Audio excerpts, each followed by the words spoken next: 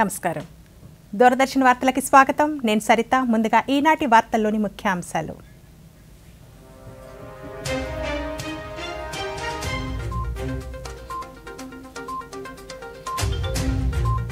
భారత్ పాకిస్తాన్ మధ్య కాల్పుల విరమణను అధికారికంగా ప్రకటించిన భారత్. కాల్పుల తక్షణ విరమణకు ఇరు దేశాలు అంగీకరించాయన్న విదేశాంగ శాఖ కార్యదర్శి విక్రమ్ మిస్రీ. బెంగళూరు విమానాశ్రయం నుండి స్వస్థలానికి అమర్ జవాన్ మురళీ నాయక్ పార్థివ దేహం. జాతీయ రక్షణ నిధికి విరాళంగా 1 నెల వేతనాన్ని అందించిన శాసనసభాపతి అయ్యన్న పాత్రుడు. ప్రధాని మన్ కీ బాత్ కార్యక్రమం ఈ నెల 25వ తేదీ ఆదివారం ఉదయం 11 గంటలకు.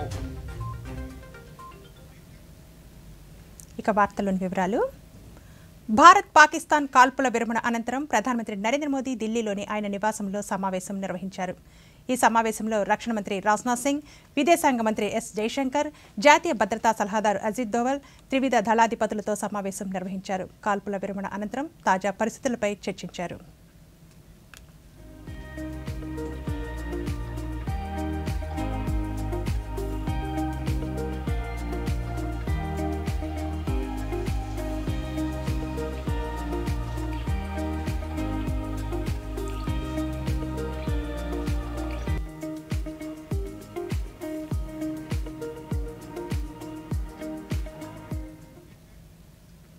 భారత్ పాకిస్తాన్ల మధ్య కాల్పుల విరమణ జరిగిందని విదేశాంగ కార్యదర్శి విక్రమ్ మిస్రీ తెలిపారు. ఢిల్లీలో ఈరోజు ఆయన మీడియాతో మాట్లాడుతూ ఇరు దేశాలు కాల్పుల విరమణకు అంగీకరించాయన్నారు. ఎల్లుండి 2 దేశాల మిలిటరీ జనరల్స్ మధ్య తదుపరి చర్చలు జరుగుతాయని పేర్కొన్నారు. పాకిస్తాన్ డీజీఎంఓ నుండి ఈ మధ్యాహ్నం 3 గంటల 35 నిమిషాలకు ఫోన్ కాల్స్ తర్వాత ఏకాభిప్రాయం కుదిరిందని ఆయన పేర్కొన్నారు. Brief statement to make. Following that, as you know, there will be a briefing by my colleagues from the military. The Director General of Military Operations of Pakistan called the Director General of Military Operations of India at 15:35 hours earlier this afternoon. It was agreed between them that both sides would stop all firing and military action on land and in the air and sea with effect from 1700 hours Indian Standard Time today. Instructions have been given on both sides to give effect to this understanding. The Directors General of Military Operations will talk again on the 12th of May at 1200 hours. Bharat పాకిస్తాన్ల మధ్య కాల్పుల విరమణ ఒప్పందం జరిగిందని విదేశాంగ మంత్రి doctor yes Jayashankar ధృవీకరించారు. కాల్పులు నిలిపివేయడం, సైనిక చర్యలపై భారతదేశం, పాకిస్తాన్ ఈరోజు ఒక అవగాహనకు వచ్చాయని సామాజిక మాధ్యమం వేదికగా ఆయన పేర్కొన్నారు.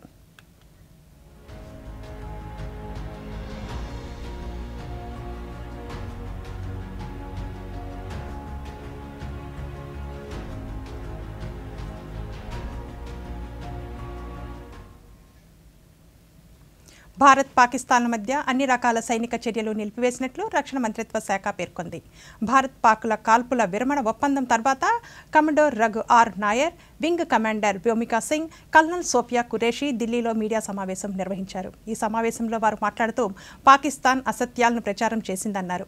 భారత సైన్యం పాకిస్తాన్లోని ప్రార్థనా స్థలాలపైన దాడి చేసిందని, పాకిస్తాన్ చేస్తున్న ప్రచారం అబద్ధమని, భారత సైన్యం ఏ మతమైన స్థలాన్ని లక్ష్యంగా చేసుకోలేదన్నారు. భారత వాయుసేన, యుద్ధ విమానాలు, ఆయుధగారాలకు ఎటువంటి నష్టం వాటిల్లలేదని వారు స్పష్టం చేశారు. On the air and on the land, and the Indian Navy, Indian Army and the Indian Air Force have been instructed to adhere to this understanding. Since the tragic events at Pahalgam, you're aware that our responses have been measured and very responsible. Details of these have been shared with you over the past few days through our various press briefings. What has also happened is that there is a significant amount of misinformation that is being undertaken from the other side. And as a professional military organization, we thought it is also our duty to dispel those misinformation aspects, as also state the facts of the case as they stand. अब मैं आपको पाकिस्तान की miss information campaign के बारे में अवगत कराऊंगी। पहला, पाकिस्तान ने यह क्लेम किया कि उसने अपने JF-17 से हमारे S-400 व ब्रह्मोस मिसाइल बेस को नुकसान पहुंचाया, जो कि बिल्कुल गलत है।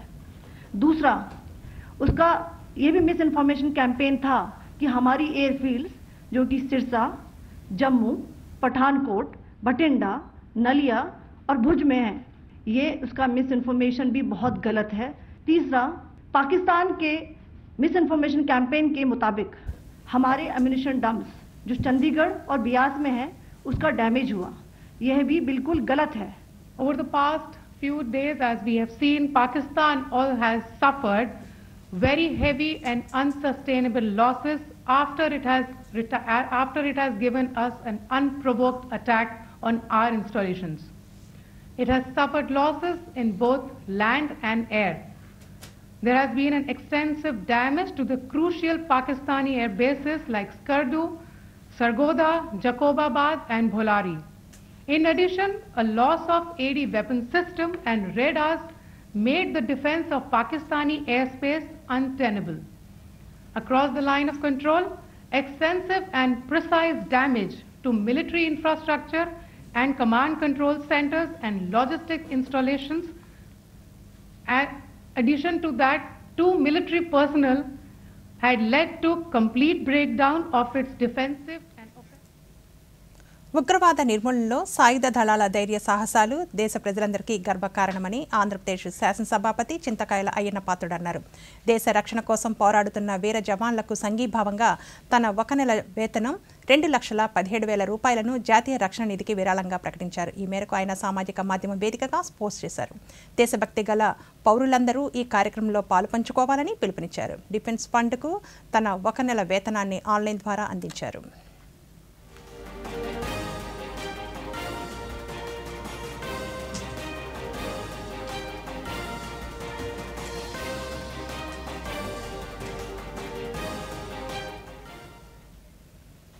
జమ్మూ కాశ్మీర్లో వీరమరణం పొందిన జవాన్ మురళీ నాయక్ మృతదేహం బెంగళూరులోని కెంపుగౌడ అంతర్జాతీయ విమానాశ్రయానికి చేరుకుంది. అక్కడ ఆర్మీ అధికారులు ఆయన పార్థివ దేహాన్ని విమానాశ్రయం నుండి బయటకు తీసుకునొచ్చారు.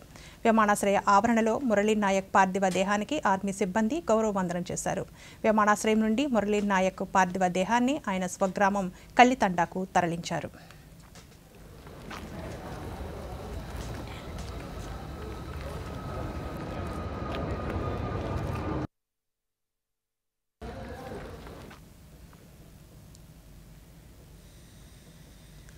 జమ్మూ కాశ్మీర్లో అమరుడైన శ్రీ సత్యసాయి జిల్లా గోర్లంట మండలం కల్లితండాకు చెందిన మురళీ నాయక్ కుటుంబాన్ని మహారాష్ట్ర పరిశ్రమల శాఖ మంత్రి ఉదయ్ సమంత్ పరామర్శించారు. భారత ప్రజల కోసం పోరాడి వీరమరణం పొందిన మురళీ నాయక్ చిత్రపటానికి పుష్పాంజలి ఘటించారు. మురళీ నాయక్ తల్లిదండ్రులతో మాట్లాడి వారికి ధైర్యం చెప్పారు. మహారాష్ట్ర ఉప ముఖ్యమంత్రి ఏక్నాథ్ షిండే ఫోన్లో జవాన్ కుటుంబ సభ్యులను పరామర్శించారు. మహారాష్ట్ర ప్రభుత్వం కూడా వారికి అండగా ఉంటుందని భరోసా ఇచ్చారు. ఈ సందర్భంగా మంత్రి సమంత్ మాట్లాడుతూ దేశ ప్రజల కోసం మురళీ నాయక్ त्यागम निलिचिपोतुंदन्नारु. फैमिली मेंबर्स है को मिलने के लिए महाराष्ट्र राज्य का मंत्री करके मैं यहाँ आया था। उन्होंने उनके बेटे ने जो देश के लिए आहुति दी है उसके बारे में हम सबको आपको भी अभिमान है। वो जब बम्बई में आएंगे तो उन्होंने एक हमेशा यहाँ व्यक्त की है, इच्छा व्यक्त की, और उनके सपोर्ट के लिए, उनके फैमिली के सपोर्ट के लिए महाराष्ट्र गवर्नमेंट को जो कुछ करना है वो पक्का करेंगे। हमारा पूरा महाराष्ट्र गवर्नमेंट उनके साथ है। जब वो मुंबई में आएंगे तो उसी ही आदर से उनका सम्मान किया जाएगा और उनकी जो तमन्ना है, उनकी जो इच्छा है कि वहाँ उनके बेटे का చిన్నారుల ఆరోగ్య సంరక్షణలో తూర్పుగోదావరి జిల్లాను అగ్రగామిగా నిలిపేందుకు తూర్పుగోదావరి జిల్లా కలెక్టర్ చేస్తున్న కృషి అభినందనీయమని రాష్ట్ర పర్యాటక శాఖ మంత్రి కందుల దుర్గేష్ అన్నారు. రాజమహేంద్రవరంలో జరిగిన కార్యక్రమంలో మంత్రి మాట్లాడుతూ పోషకాహార లోపం ఉన్న చిన్నారులకు క్రమం తప్పకుండా పోషకాహారం అందేలా చర్యలు తీసుకోవాలని అధికారులను ఆదేశించారు.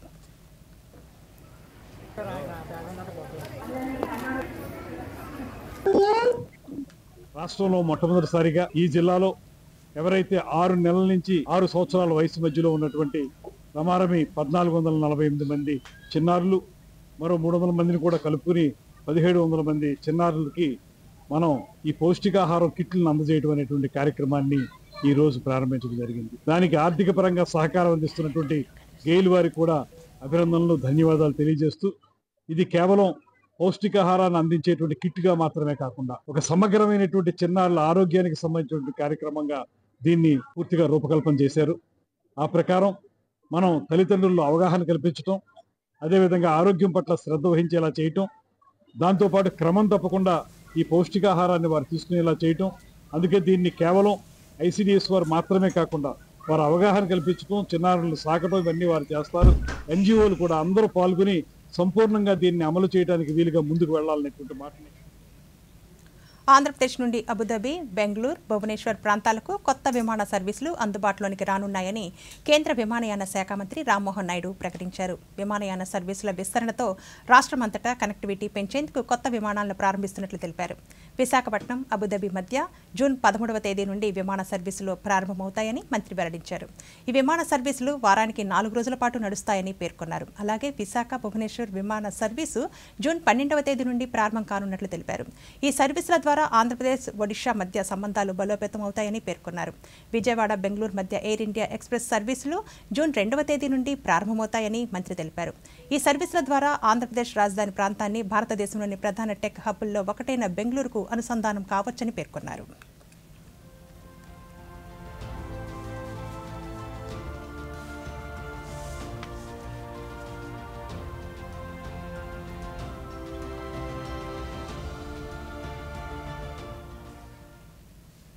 గ్రామీణ ప్రాంతాల్లో ఉండే ప్రజలకు ఉన్న చోటనే ఉపాధి కల్పించాలన్న లక్ష్యంతో కేంద్ర ప్రభుత్వం అమలు చేస్తున్న మహాత్మా గాంధీ జాతీయ గ్రామీణ ఉపాధి హామీ పథకం విజయనగరం జిల్లా గంట్యాడ మండలం నర్వ గ్రామంలో ప్రజలకు ఆర్థిక భరోసా కల్పిస్తోంది. ఆ వివరాలేంటో ఈ స్టోరీలో చూద్దాం.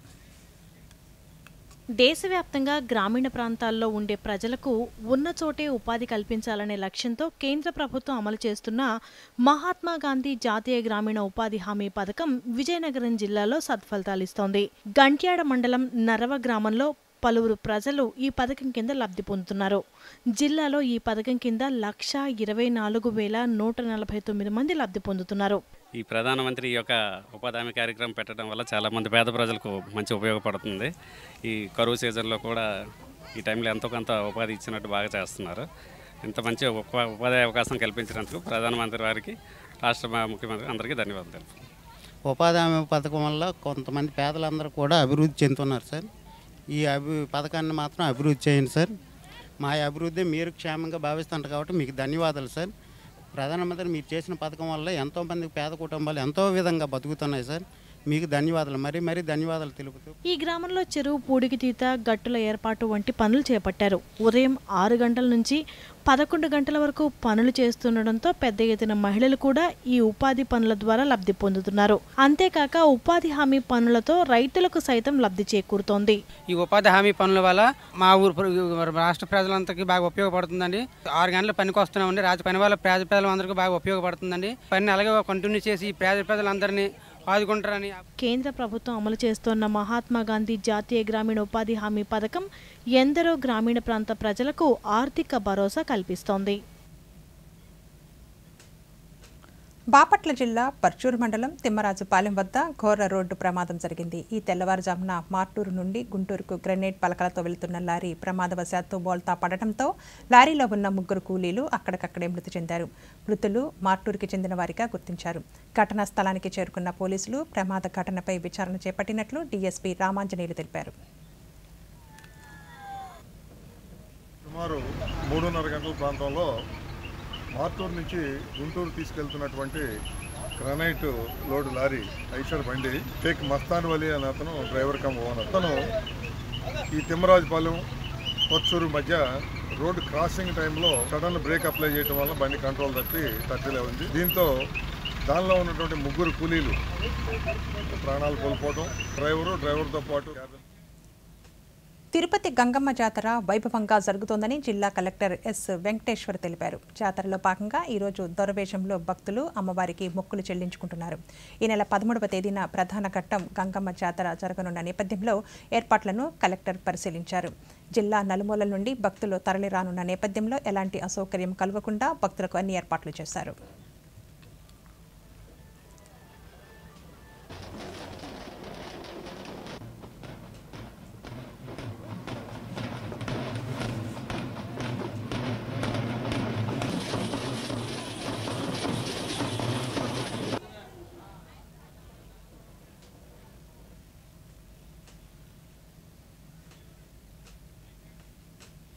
ఇప్పుడొక చిన్న విరామం.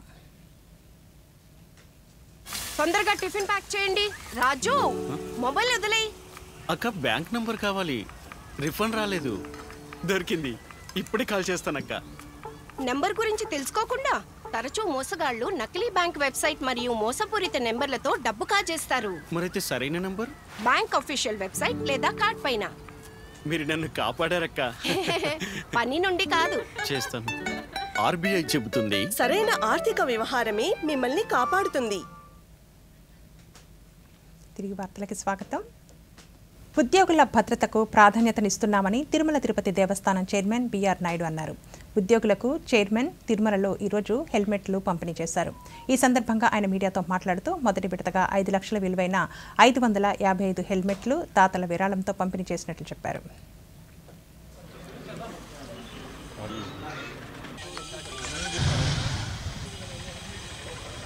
కాబట్టి ఇప్పుడు ఫస్ట్ లాట్లో 555 వచ్చినాయి. నెక్స్ట్ ఇంకా 15-20 డేస్లో ఇంకో 500 వస్తాయి. ఆ తర్వాత ఇవన్నీ సక్రమంగా బాగుండి అందరికీ నచ్చితే మళ్ళీ ఇంకొక 5,000 వరకు స్పాన్సర్షిప్ ఇస్తా అంటున్నారు. టోటల్గా మొత్తం 6,000 మందికి ఇవ్వాలనే ఉద్దేశంతో ఈ కార్యక్రమం చేశాం. రాబోయే రోజుల్లో గవర్నమెంట్ కూడా హెల్మెట్లు కంపల్సరీ చేసే సూచనలు కనిపిస్తున్నాయి. దానికి అనుగుణంగానే ఎంప్లాయీస్ చాలా మంది రోజు తిరుపతి నుంచి తిరుమల వస్తున్నారు. వాళ్ళకి భద్రత గురించి మనం ఈ హెల్మెట్లు ఇవ్వాలనేటువంటి ఆలోచనతో ఉంటే ఈ రఘురామ్ గారు గుంటూరు జిల్లాకు సంబంధించిన వ్యక్తి వాలంటరీగా వచ్చి ఇవన్నీ. హిమాచల్ ప్రదేశ్లోని పాలంపూర్ శాస్త్రవేత్తలు మరో సరికొత్త అధ్యాయానికి తెరతీశారు. అత్యంత విలువైన పువ్వుగా పేరుగాంచిన పియోనీ పువ్వులపై దేశంలోనే తొలిసారి పరిశోధనలు ప్రారంభమయ్యాయి. పాలంపూర్లో ఉన్న CSIR హిమాలయ జీవ వనరుల సాంకేతిక సంస్థ శాస్త్రవేత్తలు పియోనీ పువ్వుల పెంపకానికి శ్రీకారం చుట్టారు. ఆ విశేషాలను ఇప్పుడు చూద్దాం. పియోనీ పువ్వు అత్యంత ప్రాచుర్యం పొందిన మార్కెట్లో ఎక్కువ ధర పలికే పువ్వుల్లో ఇది ఒకటి. ఈ పువ్వును ప్రధానంగా అలంకరణ, విలాసవంతమైన కార్యక్రమాల్లో ఉపయోగిస్తారు. పియోనీ పువ్వు ప్రపంచవ్యాప్తంగా విస్తృతమైన డిమాండ్ ఉన్న పుష్పం. ఇప్పటి వరకు మన దేశానికి పియోనీ పువ్వు నెదర్లాండ్ వంటి దేశాల నుంచి దిగుమతయ్యేది. కానీ ఇప్పుడు భారతదేశంలోనే దీని సాగు సాధ్యమయ్యే దిశగా ప్రయోగాలు జరుగుతున్నాయి. ఈ ప్రయోగాలతో ఆశాజనక ఫలితాలు లభిస్తున్నాయి. పియోనీ పువ్వుకు మార్కెట్లో అధిక డిమాండ్ ఉంది. ఒక్కొక్క పువ్వు 300 నుంచి 350 రూపాయల వరకు ధర పలుకుతోంది. దేశీయంగా సాగు సాధ్యమైతే రైతుల ఆదాయం రెట్టింపయ్యే అవకాశం ఉందని సంస్థ డైరెక్టర్ డాక్టర్ సుదేష్ కుమార్ యాదవ్ తెలిపారు. पियोनी इंडिया में इंपोर्ट की जाती है नीदरलैंड से, हॉलैंड से, और पियोनी का जो एक फ्लावर है उसकी कीमत लगभग 350 से 400 रुपए की रेंज में है. कोई भी फार्मर फील्ड पे या कोई ऐसी प्रैक्टिस आज तक पियोनी के क्षेत्र में नहीं की गई है. इस संस्थान ने पहल की और उसमें हम लोग की जो ट्रायल हमारे कैंपस में फील्ड में लगाया गया ये, और फ्लावर को अगर देखें तो यहाँ पे हमें सक्सेस नज़र आ रही है. और आने वाले 1 से 2 साल में मुझे लगता है कि ये फ्लावर की टेक्नोलॉजी भी हम लोग एस्टेब्लिश कर पाएंगे. పియోనీ పువ్వు శీతల వాతావరణంలో పెరిగేందుకు అనుకూలంగా ఉంటుంది. పాలంపూర్ పరిసర ప్రాంతాల వాతావరణ పరిస్థితి ఈ పువ్వుల పెంపకానికి సరిపోవడంతో వీటిపై పరిశోధన చేయడానికి శాస్త్రవేత్తలకు నూతన ప్రేరణను ఇచ్చింది. మొక్కలు నాటిన 4వ సంవత్సరం నుంచి పియోనీ పువ్వు పుష్పించడం ప్రారంభమవుతుంది.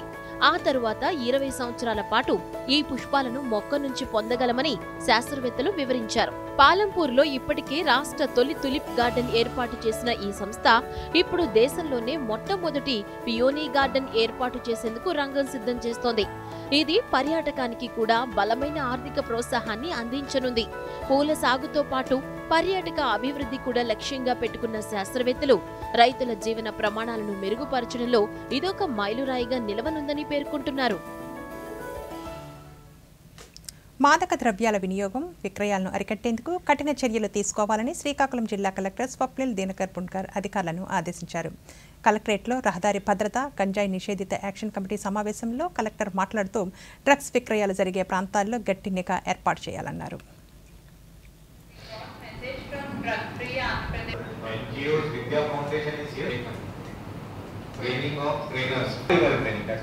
అలాగే రోడ్ సేఫ్టీ మీటింగ్ కలెక్టరేట్లో పెట్టడం జరిగింది. సో గంజా రహిత అంటే డ్రగ్స్ ఫ్రీ శ్రీకాకుళం దీంట్లో భాగంగా పోలీస్ డిపార్ట్మెంట్ అలాగే ఇతర డిపార్ట్మెంట్స్ కూడా గత ఒక 3 to 4 months నుంచి కొన్ని ఇనిషియేటివ్స్ తీసుకోవడం జరిగింది. కొన్ని బ్లాక్ స్పాట్ తీయడం, అలాగే కొన్ని డ్రోన్స్ ద్వారా సర్వేలెన్స్ చేయడం, CCTV కెమెరాస్ కొన్ని చోట్ల పెట్టడం, కొన్ని చోట్ల లైటింగ్ అది కొన్ని చోట్ల పెట్టడం అది చేయడం జరిగింది. యూత్ని కూడా ఎంకరేజ్ చేస్తూ అవేర్నెస్ క్రియేట్ చేస్తూ డిస్ట్రిక్ట్ ప్రధానమంత్రి నరేంద్ర మోదీ ప్రభుత్వం రైతుల సంక్షేమానికి అధిక ప్రాధాన్యతనిస్తోంది. ఇందులో భాగంగా వ్యవసాయ యాంత్రీకరణ, క్లీన్ ఎనర్జీ అభివృద్ధికి అధిక ప్రాధాన్యతనిస్తూ CSIR సంస్థ స్వదేశీ పరిజ్ఞానంతో వ్యవసాయానికి పనికి వచ్చే యంత్రాలను అందిస్తోంది. రైతులకు భారాన్ని తగ్గించేలా హిమాచల్ ప్రదేశ్ పాలంపూర్లో CSIR IHBT సంస్థ అందిస్తున్న ఈ యంత్రాలతో రైతులు ఎంతో లబ్ధి పొందుతున్నారు. ఆ విశేషాలేంటో ఈ కథనంలో చూద్దాం.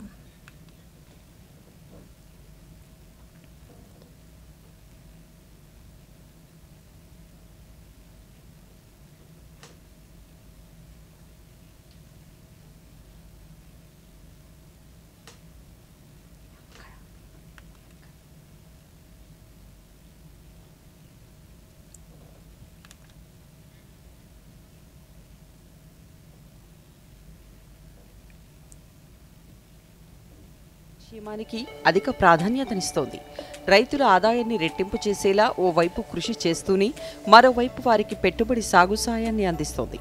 అంతేకాక ప్రాచీన పద్ధతిలో ప్రకృతి వ్యవసాయం వైపు రైతులను ప్రోత్సహిస్తూనే మరోవైపు వ్యవసాయ పనులకు కూలీల ఖర్చు తగ్గించేలా యాంత్రీకరణను ప్రోత్సహిస్తోంది. ఇందుకోసం ప్రధానమంత్రి నరేంద్ర మోదీ నేతృత్వంలోని కేంద్ర సైన్స్ అండ్ టెక్నాలజీ మంత్రిత్వ శాఖ పరిధిలోని కేంద్రీయ యాంత్రిక ఇంజనీరింగ్ పరిశోధనా సంస్థ CSIR వంటి ప్రభుత్వ పరిశోధనా సంస్థలు కృషి చేస్తున్నాయి. ఆత్మనిర్భర్ భారత్ లక్ష్యాలను సాధించే దిశగా ముందుకు తీసుకువెళుతున్నాయి. ఇందులో భాగంగా వ్యవసాయ యాంత్రీకరణ, క్లీన్ ఎనర్జీ అభివృద్ధికి అధిక ప్రాధాన్యతనిస్తూ స్వదేశీ పరిజ్ఞానంతో రైతులకు భారాన్ని తగ్గించేలా హిమాచల్ ప్రదేశ్ పాలంపూర్లో CSIR IHBT సంస్థ రైతులకు ఈ యంత్రాలను అందిస్తోంది. గ్రీన్ హౌస్ వాయు ఉద్గారాలను మరింత తగ్గించి శిలాజ ఇంధనాల కొరతను పరిగణనలోకి తీసుకుని CSIR కేంద్రీయ యాంత్రిక ఇంజనీరింగ్ పరిశోధనా సంస్థ దుర్గాపూర్ అభివృద్ధి చేసిన ఎలక్ట్రిక్ టెల్లర్, ఎలక్ట్రిక్ ట్రాక్టర్లు రైతులకు మేలు చేస్తున్నాయి. రైతులు ఈ ట్రాక్టర్, ఈ టిల్లర్ను ప్రత్యక్షంగా చూసి స్వయంగా నడిపి వారి అనుభవాన్ని తెలిపారు. ఆధునిక వ్యవసాయంతో ముడిపడి ఉన్న అతి ముఖ్యమైన యంత్రాలలో ట్రాక్టర్లు ఒకటి. చిన్న, సన్నకారు రైతుల అవసరాలను దృష్టిలో ఉంచుకొని పూర్తిగా స్వదేశీ పరిజ్ఞానంతో CSIR ప్రైమా ET11 అభివృద్ధి చేశారు. ఈ ట్రాక్టర్ 80% ఎలక్ట్రిక్ ఆధారితంగా పనిచేస్తుంది. దీనిని మహిళా రైతులు సైతం సులభంగా ఉపయోగించేందుకు అనుకూలంగా డిజైన్ చేశారు. డీజిల్ ఖర్చు తగ్గించేందుకు ఎలక్ట్రిక్ ట్రాక్టర్ దోహదపడుతుందని CSIR కేంద్రీయ యాంత్రిక ఇంజనీరింగ్ పరిశోధనా సంస్థ డైరెక్టర్ డాక్టర్ నరేష్ చంద్ర ముర్ము తెలిపారు. ఆయన మాట్లాడుతూ డీజిల్ ఖర్చు పెరుగుతుండటంతో వ్యవసాయంలో ప్రత్యామ్నాయ ఇంధనం కోసం పరిశోధనలు జరుగుతున్నాయన్నారు. ఈ ఎలక్ట్రిక్ ట్రాక్టర్ వ్యవసాయ పనులే కాకుండా మరిన్ని విభిన్న వినియోగాలకు కూడా ఉపయోగించవచ్చు అని తెలిపారు. इलेक्ट्रिक ट्रैक्टर इसमें मेन फायदा है जो आपका 4 घंटा ट्रैक्टर के केस में 4 घंटा आप खेती बाड़ी कर सकते हैं और हॉलेज में जैसे ट्रांसपोर्ट में आप कर सकते हैं 6.5 आवर्स. तो ये दोनों आपका मेजर बेनिफिट और इसका मेन पर्पस है आपका वाइब्रेशन कम है, इसका फैटिक कम होता है, आप ज़्यादातर काम कर सकते हैं. ये एक मेजर एडवांटेज है. और ये एक मेजर प्रॉब्लम एडवांटेज है जो ये महिला का देख के किया गया है सो दैट जो ट्रेडिशनल अटर साड़ी में हम लोग पहन के भी काम कर सकते हैं. ట్రాక్టర్ మరియు టిల్లర్ను ప్రత్యక్షంగా నడిపిన హిమాచల్ రైతులు చాలా సులభంగా నడిపించవచ్చును అని, తక్కువ శిక్షణతోనే ఇది నేర్చుకునేలా ఉందని తమ అనుభవాలను పంచుకున్నారు. ये ट्रेलर बहुत ही बढ़िया, बड़ा आनंद आया चलाने में और इसको ना महिलाएं भी चला सकती है बड़ी आसानी से और पहली बार ट्राई किया, बहुत एंजॉय आया. ప్రధానమంత్రి నరేంద్ర మోదీ సంకల్పమైన Atmanirbhar Bharat, make in India లక్ష్యాలకు అనుగుణంగా దేశం పూర్తిగా స్వదేశీ టెక్నాలజీపై దృష్టి పెట్టి అభివృద్ధి దిశగా ముందుకు సాగుతోంది. దేశీ పరిశ్రమలను ప్రోత్సహిస్తూ స్థిరమైన వ్యవసాయ విధానాలను ముందుకు తీసుకువెళ్లే దిశగా మోదీ ప్రభుత్వం కీలక చర్యలను తీసుకుంటోంది. పర్యావరణ పరిరక్షణకు అనువైన ఎలక్ట్రిక్ వాహనాలు, గ్రీన్ ఎనర్జీ వినియోగాన్ని పెంచేందుకు ప్రభుత్వం ప్రత్యేక ప్రణాళికలు రూపొందిస్తోంది. ఈ చర్యలు దేశ ఆర్థిక వ్యవస్థను బలోపేతం చేయడంతో పాటు పర్యావరణ అనుకూల అభివృద్ధికి తోడ్పడతాయని నిపుణులు భావిస్తున్నారు. దేశీయ ఉత్పత్తిని ప్రోత్సహించి ఉపాధి అవకాశాలను పెంచేందుకు ప్రభుత్వం అనేక చర్యలు తీసుకుంటోంది. ప్రస్తుత పరిస్థితుల నేపథ్యంలో ఎన్టీఆర్ జిల్లాలోని అన్ని పోలీస్ స్టేషన్ల పరిధిలోని ముఖ్య ప్రాంతాల్లో రాత్రిపూట గస్తీ నిర్వహిస్తున్నారు. ఈ క్రమంలో లాడ్జులు, హోటళ్లు, నిర్జన ప్రదేశాల్లో క్షుణ్ణంగా తనిఖీలను నిర్వహిస్తున్నారు. నెంబర్ లేని వాహనాలు, మద్యం, గంజాయి అక్రమ రవాణాపై పటిష్ట నిఘా ఏర్పాట్లో భాగంగా ఈ చర్యలు చేపడుతున్నట్లు deputy commissioner of police కేజీవి Saritha తెలిపారు.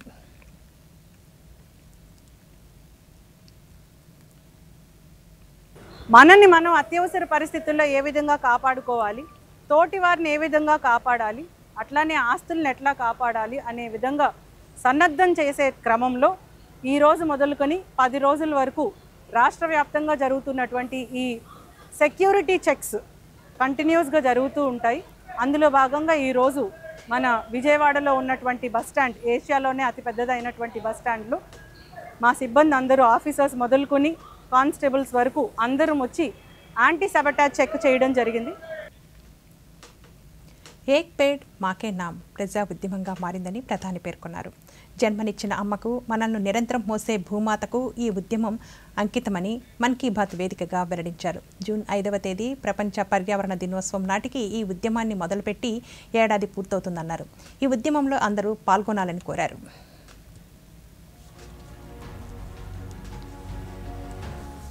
एक पेड़ मां के नाम।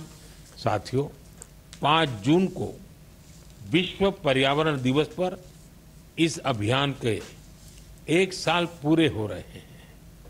इस 1 साल में इस अभियान के तहत देश भर में मां के नाम पर 140 करोड़ से ज्यादा पेड़ लगाए गए हैं। भारत की इस पहल को देखते हुए देश के बाहर भी लोगों ने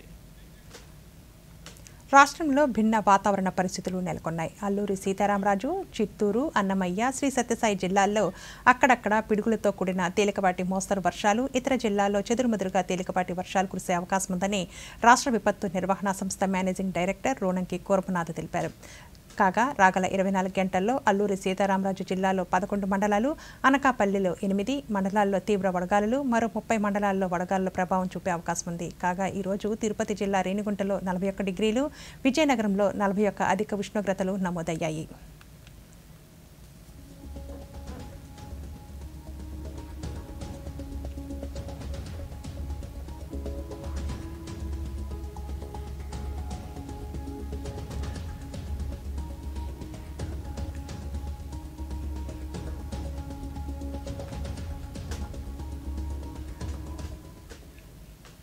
ప్రధానమంత్రి నరేంద్ర మోదీ తన మనసులోని భావాలను దేశ ప్రజలతో పంచుకునే మన్ కీ బాత్ కార్యక్రమం 122వ సంచిక ఈ నెల 25వ తేదీ ఆదివారం ఉదయం 11 గంటలకు ప్రసారమవుతుంది. ప్రజలు తమ అభిప్రాయాలను నమో యాప్ ద్వారా కానీ, స్వర సందేశాలనైతే 1800117800 నెంబర్కు ఈ నెల 23వ తేదీలోగా పంపవచ్చు. అలాగే www.mygov.in వెబ్సైట్ ద్వారా కానీ 1922 నెంబర్కు మిస్డ్ కాల్ ఇవ్వడం ద్వారా తిరిగి మన మొబైల్కు వచ్చే సంక్షిప్త సందేశంలోని లింక్ ద్వారా కూడా అభిప్రాయాలను తెలియజేయవచ్చు. ఆకాశవాణి సమన్వయంతో దూరదర్శన్ ఛానళ్లు మన్ కీ బాత్ కార్యక్రమాన్ని ప్రసారం చేస్తాయి. ఈ కార్యక్రమ తెలుగు అనువాదం వెనువెంటనే దూరదర్శన్ సప్తగిరిలో ప్రసారమవుతుంది.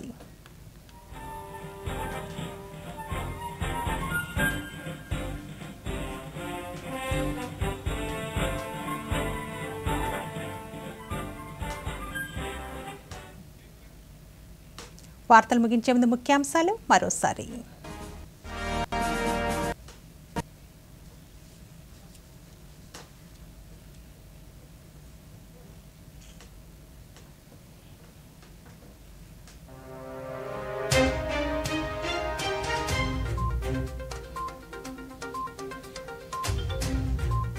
భారత్ పాకిస్తాన్ మధ్య కాల్పుల విరమణను అధికారికంగా ప్రకటించిన భారత్. కాల్పుల తక్షణ విరమణకు ఇరు దేశాలు అంగీకరించాయన్న విదేశాంగ శాఖ కార్యదర్శి విక్రమ్ మిస్త్రీ. బెంగళూరు విమానాశ్రయం నుండి స్వస్థలానికి అమర్ జవాన్ మురళీ నాయక్ పార్థివ దేహం. జాతీయ రక్షణ నిధికి విరాళంగా 1 నెల వేతనాన్ని అందించిన శాసనసభాపతి అయ్యన్న పాత్రుడు. ప్రధాని మన్ కీ బాత్ కార్యక్రమం ఈ నెల 25వ తేదీ ఆదివారం ఉదయం 11 గంటలకు. ఈ వార్తలు ఇంతటితో సమాప్తం. నమస్కారం.